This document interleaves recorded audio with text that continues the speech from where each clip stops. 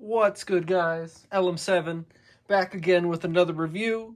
This time we're going back to 2024 and we're taking a look at Darth Maul's Sith Infiltrator. Alright, so to begin, it's got one of those smaller, thicker boxes. Not that it matters a lot too much, but just a pretty hefty width for a box. Strange notes. Anyway, just from the look of it, I was showing this for a reason. As you can see, it is a 25th anniversary set. It's also a 25th anniversary of Episode 1 set.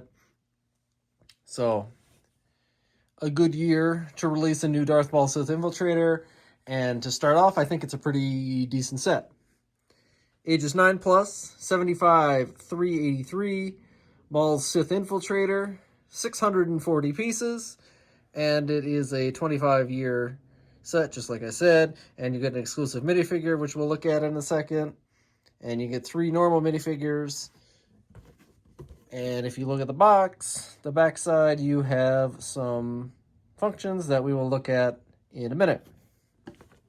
Obviously, this is based off of the classic scene in Episode 1, where they're returning with Anakin, and then Darth Maul ambushes them, and qui-gon and Maul battle for a little while. So, after taking a look at all of the new August sets for 2025, how does this set compare price-wise to those sets? So this one has 640 pieces, like we just saw in the box, and it comes in at the expected price of $69.99 in the US and $89.99 in Canada. And towards the end, after we look at some features, I'll compare it with our other new $70 set just to see kind of some similarities there. All right, normally this is the point where I would flip to the build, but this is an older set, so I don't have a build filmed this time around, and I cannot be bothered to take the set apart just to build it again. So, old school review here for a while. Regular instruction booklet, nothing too fancy there. If we flip to the end, you have a 152-page build. And I think that's pretty middle of the road, as you'd expect for something about 700 pieces. You know, max maybe 2.5 hours if you're a new builder or you're taking your time. But, you know, speed builders could probably get it done in an hour and a half, maybe hour. I don't know if you're really try harding for whatever reason.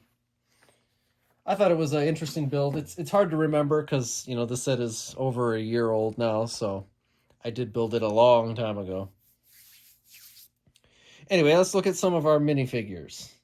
To start off, we have our exclusive guy, and we will look at him closer. I'll take him off his little stand, but you get this little brick-built stand. It's the same for all of them. 3 pieces, 4 pieces because you can connect all the stands, but I'm definitely not going to do that, so I always hide it. 25 years, obviously. This time around, it is the super sought-after and still pretty valuable today, Saw Gerrera, because other than this set, he's not in any set. And you can see he's got some cool printed armor. He's got asymmetrical footprinting, good detail on his torso, shoulder printing even. He's got this new felt piece that's printed, some good back printing. He's got his cane. So overall, a pretty decent minifigure. The hair is a little off, but you could forgive that due to, you know, part selection. The actual Saw Gerrera has slightly bigger hair, but nitpicky for an exclusive minifigure. All I know is I've seen some prices of him online, and he's still quite valuable. So I recommend, if you're watching this and for some reason either have the set or don't have the set and considering getting it, I'd hurry up because this set is set to retire this year, I believe. And if you want to get Saw Gerrera for a normal price and getting a decent set, I'd hurry up on that before it skyrockets. Moving on to the main minifigures of the actual set. Start off with Qui-Gon Jinn. He's got this, it's not new, but it's nice little fabric piece here. You can see it's actually kind of thick this time around. His little poncho that he wears. And underneath it, he still has standard Jedi tunic printing, which is always nice to see. He does actually have foot printing. And you can even see that he has some gray in his beard there. That's nice. I unfortunately did not get the small, hyper rare, exclusive misprint of Qui-Gon with the different colored hair. I have a regular one. I did check, just for funsies. I didn't really care overall, but it would have been cool. He does have a double-sided face, though. Angry, obviously, when you're battling a Sith Lord in the desert. And a standard green lightsaber, as you'd expect Qui-Gon to have. Good minifigure, I'd say. Obviously, also important to the scene, you get Anakin Skywalker. He's pretty standard, no leg printing, no arm printing. Pretty basic overall, but not terrible.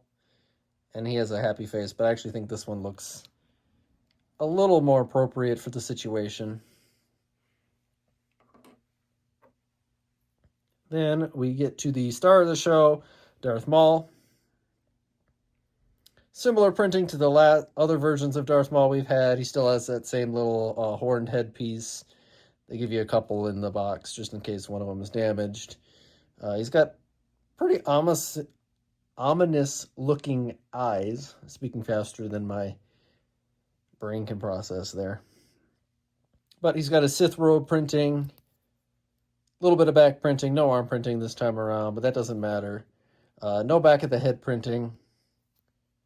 And he doesn't actually come with a cape this time, but I don't mind that because I find when you try to fit him in Sith Infiltrators and he has a cape, it kind of gets in the way. And same thing with the hood. Like, the hood is nice to have, but they don't ever give you a spot for it.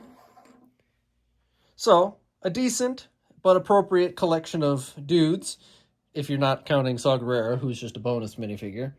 You also get 3 newly designed probe droids. They're pretty simple in design, but I think they're quite effective this time around, and a little smaller.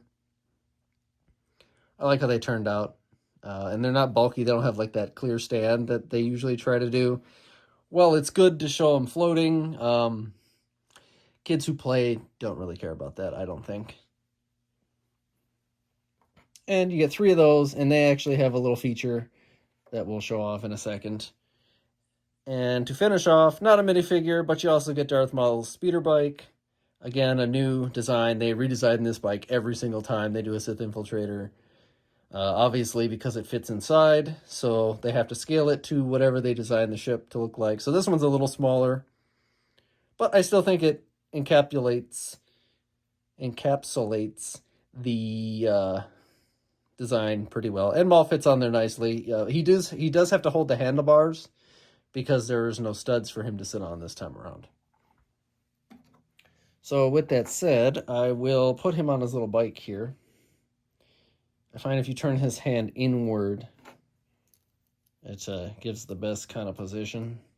I don't usually put both hands on, even though you definitely can. And even with that, I still kind of rip the thing apart there a little. It's a little finicky. He probably does want to have both hands on there, but I just cannot be bothered to do that. But he does fit. So, taking a look at the ship. I think it's actually a pretty nice rendition of it. They did a much... Some Sith Infiltrators have like this weird... I don't know what they're doing with the front of the ship. Just like... Can we just design the front of the ship correctly? I don't know why it's such a hard thing to do, but this one turned out pretty nicely. It's a lot smoother. It's a little bulky, but it actually shows the depth of the ship, I think, pretty well this time around. You do get some landing gear that you can fold up and fold back down, and it has this little Technic peg here that stops it from going too far, so the ship can actually support its own weight. which is a nice little addition because some sets, they don't account for that. So if you touch the set even slightly, the stand goes forward and then all the weight shifts and it falls over. I'm sure you all know what I'm talking about there. I just wanted to point out, because I saw it when I was bringing it over here to the table, I remembered I liked how they actually put some greebling on a play set, and I think that's pretty cool. They don't always do that, but it's nice to see in a mid-size set. Even a little bit here on the wings, and I especially like how these back panels look. Just thought it was cool. And this is a nice printed dish piece. I don't recall there being any stickers in this set, actually. You can see the underside. Nothing too crazy there. But just wanted to show off the details, because this is one of the earlier sets that used these new like little smaller wedge triangle pieces so they could get better, sharper angles. And I think they did a fairly well job. A fairly decent job. So, what does it do? If you open this middle panel, so other Sith Infiltrators, you open like the whole top. This one is just this little middle panel, and you put your little dudes in there and they just slide down. As you can see, that little tan piece there helps them slide down nicely. And you can close them like that. And if you're flying and you go under here and you push this little piece forward, it deploys your dudes. I'm going to try and do this so you can even see what I'm doing. And there we go. That little hatch opens. Easy peasy because of the rubber piece moving out of the way. And then you deploy all your probe droids. So that is neat. And we'll just loop those guys in there. They work efficiently.